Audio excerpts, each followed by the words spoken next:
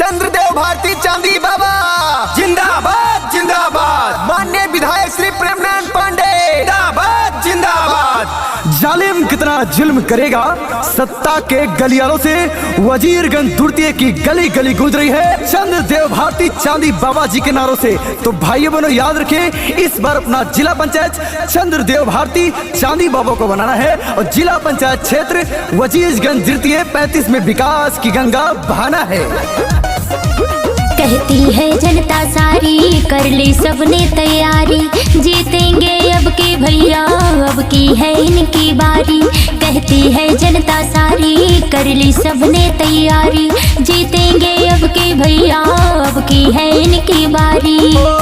चांदी बाबा के जिताई दिया जाए, जिला पंचायत बनाई दिया जाए। चांदी बाबा के जिताई दिया जाए, जिला पंचायत बनाई दिया जाए। चंद्रदेव भारती चांदी बाबा जीतेंगे तो वजीरगंज बाजार में अंडरग्राउंड नाली की व्यवस्था, सब्जी मंडी की व्यवस्था और हर खंबे पे स्ट्रीट लाइट लगाएंगे हमारे चांदी बाबा। तो भाइयों बहनों याद रखें, इस बार वजीरगंज द्वितीय 35 से अपना जिला पंचायत चंद्रदेव भारती चांदी बाबा को बनाना है और अपने क्षेत्र में विकास लाना है। लाइट लगवाएंगे, सब्जी मंडी की व्यवस्था करवाएंगे।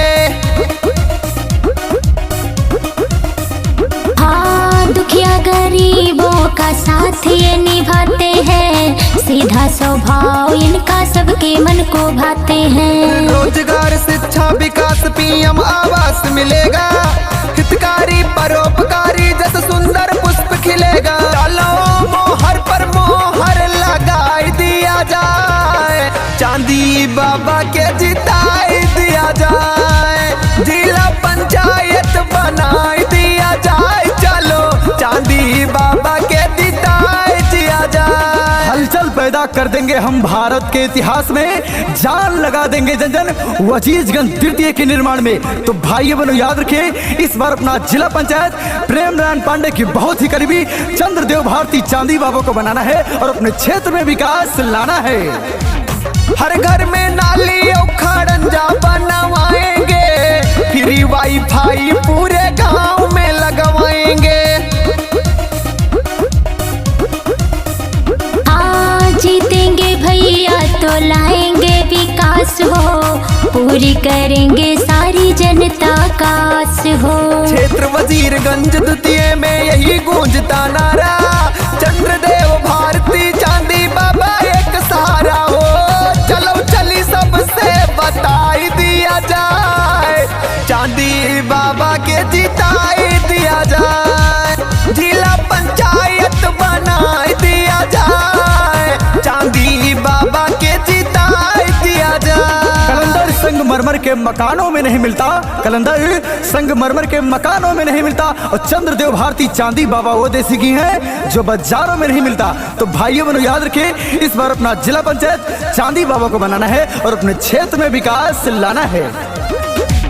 जीत के बाबा चमकई है रोड रास्ता, बाजार में अंडरग्राउंड नाली की व्यवस्था। हाँ जहाँ जहाँ जाओ वही होती इनकी बात हो, जनता ये ठान चुकी है देंगे इनका साथ हो। क्षेत्र वजीरगंज द्वितीय के जनता से मेरी विनती, कोई विरोधी टिके नहीं अब की होने लगे जब गिनती हो। अतुल गोस्वामी समझाई दिया जाए, जिला पंचायत बनाई दिया जाए, चांदी बाबा के जिताई दिया जाए, अब की जिला पंचायत बनाई दिया जाए।